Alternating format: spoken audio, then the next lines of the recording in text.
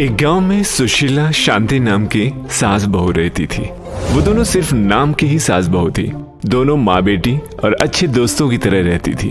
उन दोनों के बीच की एकता को देखकर सभी आश्चर्यचकित रहते थे। दिन गुजरते गए और एक दिन सुशीला हॉल में बैठी हाथ के पंखे को हिला रही थी।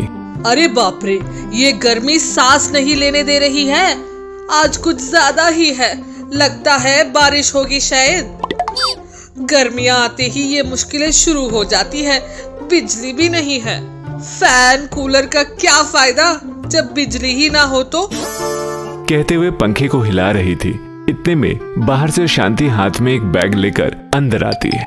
शांति का पूरा शरीर भीगा हुआ था, जो देखकर सुशीला, क्या बाहर बारिश हो रही है? पूरी भीग गई हो। बारिश? ये बारिश की वजह से नहीं है सासू माँ, धूप से है। मार्केट जाकर आ रही हूँ ना, धूप में जाकर आने के कारण पसीना आकर देखो घर आने तक ऐसी हो गई हूँ। अच्छा है, ऐसे धूप अगर मार रहा हो तो बाहर कैसे घूमेंगे? मुश्किलों के दिन है। हाँ सासू माँ, 5 मिनट भी बाहर नहीं जा सकते, ऐसी है गर्मी बाहर। वो सब तो ठीक है, आप क्यों पंखे से हवा कर रही हो? कूलर ऑन कर सकती हो ना। कूलर तभी तो चलेगा जब बिजली होगी। बिजली नहीं है। बिजली नहीं है। गर्मियों में कुछ हो या ना हो, पर बिजली तो जरूर होनी चाहिए सासू माँ, नहीं तो 5 मिनट भी नहीं बैठ सकते। हाँ, बोलकर थोड़ी देर रुकने के बाद, ठीक है, तुम उस बैग को अंदर रखाओ। मैं जाकर घर के पीछे वाले पेड़ के नीचे थोड़ी देर बैठती हूँ। रुकिए सासू माँ, मैं भी आती हूँ।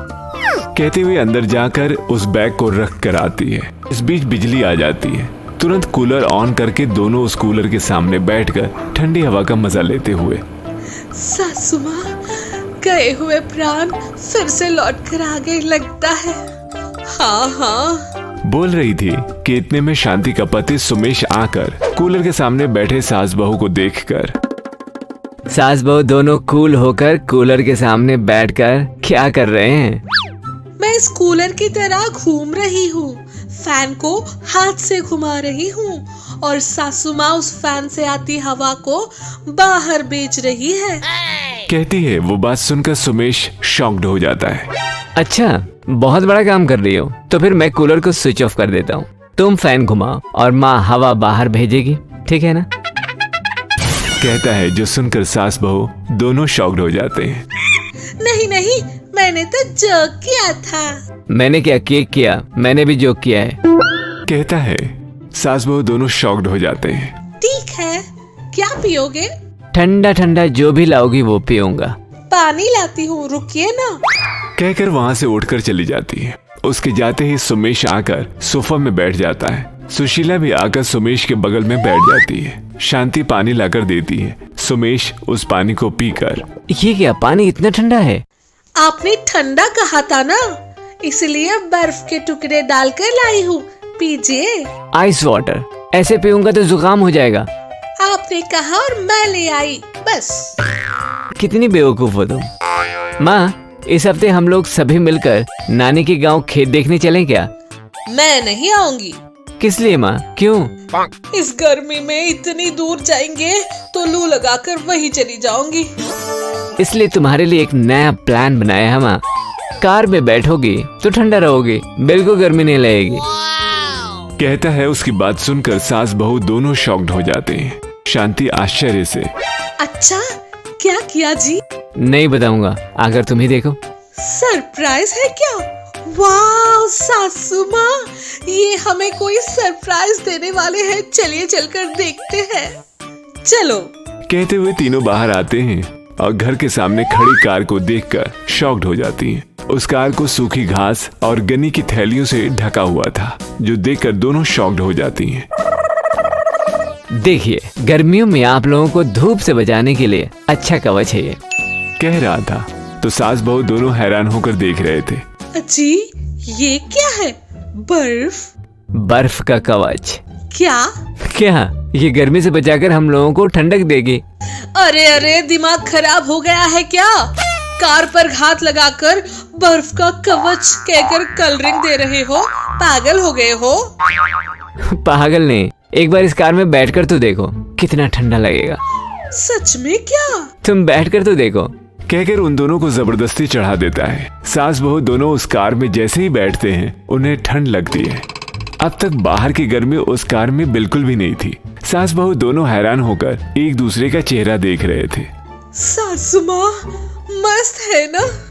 हाँ, इसकी ठंडक के आगे एसी भी काम नहीं आएगी। अब मैं फिक्स। किस लिए? खेतों को देखने चलने के लिए? नहीं, ये पूरी गर्मियां इस कार में ही गुजार दूंगी। इस कार से उतरने का सवाल ही नहीं होता। कितना ठंडा है, अच्छा है, नींद आ रही है इसमें बैठने पर। कह रही थी कि बाहर खड़ा सुमेश। कैसा है माँ, ठंडा है ना? अरे तुम दूसरी कार खरीद लो, गर्मियां खत्म होने तक इसे घर में ही रहने देना। ये क्या माँ? हाँ बस। ठीक है, नानी के गांव चलें क्या? ऐसी ठंडक देने वाली कार में नानी के घर क्या, अमेरिका भी आऊंगी।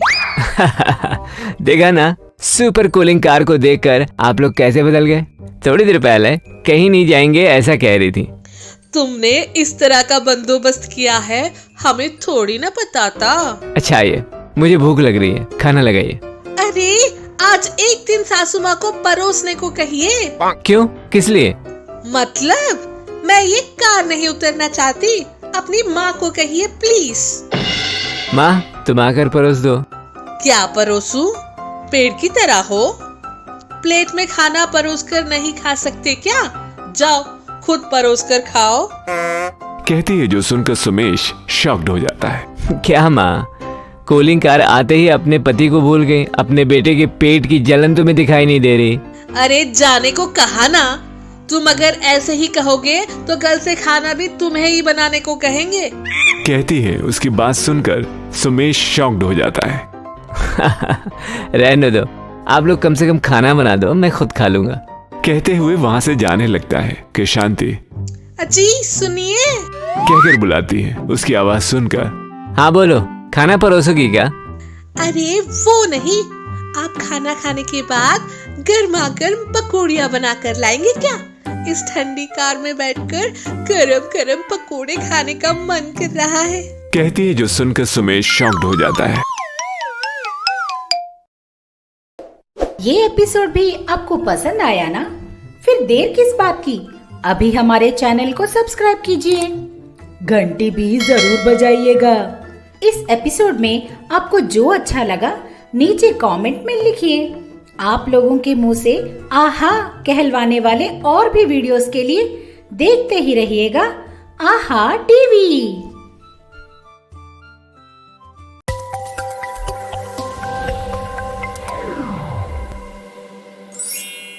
आहा टीवी कंजूस सास लालची बहू पार्ट 2।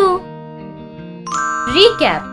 रमेश गांव वालों की मदद कर रहा था तो मत करो ऐसे कहकर, करोगे तो बावड़ी में कूद जाऊंगी ऐसे कहने वाली सुमन दिन गुजरते गुजरते कितनी कंजूस बन गई। खुद के बेटे को भी पैसे देने के लिए आगे पीछे सोचना पड़ रहा था उसे। दहेज के लिए ही बेटे को पढ़ा रही हूँ ऐसे कहना, ये सब हमने पिछले वीडियो में देखा था। पांडु वहाँ अपनी माँ के पास से 20 रुपये लेकर कॉलेज जाने वाले रास्ते में साइकिल पर जा रहा था। तभी उसके पिता रमेश सामने आकर, रुको बेटा, तुम साइकिल पर क्यों जा रहे हो? रुको, ये 100 रुपए लेकर बस में जाओ। ऐसे बोलते ही पांडु आश्चर्य होकर पिता की तरफ देख रहा था। वो देखकर रमेश, क्या हुआ ऐसे देख रहे हो? माँ के सामने तो कुछ बोले नहीं, यहाँ पर रोक कर दे रहा हूँ ऐसे सोच रहे हो। इसका कारण मुझे पता है, बचपन से माँ मर जाएगी ऐसे डराते डराते ऐसे किया है, ऐसे बचपन से कहते ही आ रहे हो। मैं आश्चर्य होकर देख रहा हूँ, तुम 100 रुपए दे रहे हो इसलिए नहीं। हाँ तो फर्स्ट क्लास से पास होकर कॉलेज में अगर सीट मिलेगा तो बाइक दिलाऊंगा। कहाँ है? अरे बाइक? अरे मेरे पागल बेटे, 100 रुपए देने के लिए ही रास्ता काट लिया। अगर बाइक दिलाने जाऊंगा तो बस खत्म। मतलब अपने वादे से मुकर जाओगे क्या? अरे बेटा, इतनी बड़ी बात क्यों? और वैसे भी अगर तुम्हें बाइक दिया तो तुम कहाँ पार्क करोगे? कहीं भी कर लूंगा, वो स्वामी के घर के पास रख दूंगा। नहीं तो ये देखो, इस खेत के पास ही रखकर हर दिन यहाँ पर साइकिल लाकर यहाँ से बाइक पर जाऊंगा। ठीक है। जितने पैसे थे वो छोटू के हॉस्टल फीस के लिए भर दिए। फसल वैसे भी बेचने वाला हूँ, बेचते ही माँ को बिना बताए दिला दूंगा। तुम भी मत बताना, ठीक है? हाँ ठीक है। ऐसे बोलकर वहाँ पर साइकिल छोड़कर वहाँ से बस स्टॉप तक चलकर वहाँ बस में बैठकर कॉलेज जाता है। पांडु के गांव से 4 गांव की दूरी पर कीर्ति नाम की लड़की रहती थी। कीर्ति के माता पिता गौरी शंकर कीर्ति को बड़े लाड प्यार से देखते हैं। कीर्ति जो भी मांगती वो अगले पल तक ही रहता था। कीर्ति को भी बहुत आशा थी, सारी पसंद की चीजें खरीदती रहती थी। कीर्ति भी पांडु के कॉलेज में ही पढ़ रही थी। एक दिन सुबह कॉलेज जाते समय कीर्ति, माँ मैं कॉलेज जाकर आती हूँ। लंच बॉक्स ले जाओ बेटा। मैं अभी स्कूल जा रही हूँ क्या माँ? लंच बॉक्स लेकर जाओ, बेल बजते ही खाओ। कॉलेज जा रही हूँ माँ। कॉलेज है तो क्या बेल नहीं बजती, नाश्ता नहीं करते? लेकर जाओ बेटा। माँ मैं कॉलेज कैंटीन में खा लूंगी ना। ये लंच बॉक्स तुम ही भूले बिना दोपहर में खा लेना, बाय। ऐसे बोलकर वहाँ से जा रही थी। वो देखकर शंकर हंस रहा था। हंसी आ रही है? अरे अभी मैंने ही क्या कहा? उसे आपके ही लाड़ प्यार ने बहुत बिगाड़ दिया है। पैसे तो पानी की तरह बहा रही है। ऐसे कैसे चलेगा? कल सास के घर भी ऐसे ही खर्च करेगी तो क्या कहेंगे? कैसे परवरिश की है तुम्हारे माँ बाप ने तुम्हारी, ऐसे कहेंगे। कुछ नहीं होगा, वो जहाँ भी जाएगी महारानी की तरह राज करेगी। तुम उसे कुछ मत कहो, जाकर मेरे लिए खाने के लिए कुछ लेकर आओ। ऐसे बोलते ही गौरी मुंह घुमाकर वहाँ से चली जाती है। ऐसी कीर्ति की बहुत आशाएं थी, पैसे भी बहुत बहाती थी। पांडु और कीर्ति दोनों एक ही कॉलेज में पढ़ रहे थे, दोनों एक ही क्लास में थे। यहाँ सुमन का छोटा बेटा शिवा शहर में एक हॉस्टल में पढ़ाई कर रहा था। सुमन शिवा को जितनी जरूरत होती उतने ही पैसे भेजती थी। शिवा को किसी चीज की जरूरत होती भी तो अपने पिता से मांग लेता। ऐसे रमेश अपनी पत्नी सुमन बच्चों को ठीक से नहीं देखती, फिर भी सुमन को बताए बिना जब जब मांगते तब पैसे देते हुए उनकी जरूरतें पूरी करता था। ऐसे दिन महीने साल बीत रहे थे। एक दिन सुमन अपने पति रमेश से, ए जी, बड़े की पढ़ाई पूरी हो रही है, उसकी शादी करवाते हैं। इतनी जल्दी शादी उसकी? पढ़ाई पूरी होने के बाद काम ढूंढने का तब करवा लेंगे। जरूरत नहीं, आप कोई अच्छा रिश्ता देख लीजिए, नहीं तो मैं ही देख लूंगी, उसकी शादी करवा कर रहूंगी। ऐसे कहती है। वो बात सुनकर रमेश और कुछ बोले बिना वहाँ से चला जाता है। खेत के पास जाकर बैठकर सोच रहा था। तभी उसका बड़ा बेटा पांडु बाइक पर आकर बाइक साइड में पार्क करके पापा के पास जाकर, क्या हुआ पापा? क्या हुआ आपको? माँ ने कुछ कहा क्या? ऐसे बैठे हो? बहुत कुछ कहा बेटा, वही क्या करना है समझ ना आकर यहाँ बैठा हूँ। चुप हो जाओ पापा, अभी भी माँ से डरते हो? जाकर जोर से पूछिए। क्या पूछूं? आपको क्या कहा ये? मुझे नहीं कहा, तुम्हें कहा है। तुम्हारी शादी करवा रही है, करोगे? ऐसे कहते ही पांडु शौक। शादी? क्या हुआ, तुम्हें इतना शौक क्यों हो गए? शादी का नाम सुनकर इतना तो शौक होना है पापा। तो क्या कहते हो पापा? क्या मेरे बेटे? पापा कौन है वो लड़की? कीर्ति पापा। कितने सालों से चल रहा है? कॉलेज के लिए आपने बाइक दिलाई ना, उसके अगले दिन से ही। कॉलेज में जाने के लिए बाइक दिलाया तो लड़की को बिठाकर घुमाओगे? ऐसे कहते ही पांडु उदास होकर, पापा बस करो तुम्हारी ओवर एक्टिंग, ये बात अपनी माँ से कहकर बनाओ, एक काम हो जाएगा। एक काम नहीं पापा, मेरा काम तमाम हो जाएगा। माँ को बताने की इतनी हिम्मत होती तो इतनी देर तक आपको क्यों मनाता मैं? वो जमाना गया जब तुम्हारी माँ मेरी बात सुना करती थी बेटा। अब क्या करना है तुम ही बताओ पापा। क्या करोगे? जाकर वो लड़की से शादी करके ले आओ, तभी इज्जत नहीं जाएगी क्या? और वैसे भी वो लड़की बहुत अमीर है, उसके माँ बाप की इकलौती बेटी है, सारी जान उसी पर लगाए बैठे हैं। ऐसी लड़की से शादी करके ले आऊंगा तो बेचारे उनका क्या होगा, वो भी सोचना पड़ेगा ना पापा। शाबाश, पसंद आए तुम, बहुत अच्छा सोच रहे हो। डरो मत, तुम्हारी शादी मैं करवाता हूँ ना। कहते ही पांडु बहुत खुश होकर बहुत शुक्रिया पापा, मुझे पता है तुम कर लोगे, लेकिन यहाँ एक समस्या है पापा। तुम्हारी माँ से भी बड़ी समस्या। क्या है वो? मेरी माँ बहुत ही कंजूस है और जिस लड़की से मैं प्यार करता हूँ उसे आशाएं बहुत हैं और खर्च भी बहुत ज्यादा है। जो भी पसंद आता है 1 मिनट में खरीद लेती है, बिल्कुल नहीं सोचती। ऐसे बोलते ही रमेश आश्चर्य होकर सुन रहा था। पापा, आप ठीक है ना? सर पर बॉम्ब रखकर ठीक हूँ क्या पूछ रहे हो बेटा? मैं लड़की के बारे में अच्छी बातें बताकर शादी करने का सोच रहा हूँ तो वो लड़की तुम्हारी माँ के बिल्कुल अपोजिट है।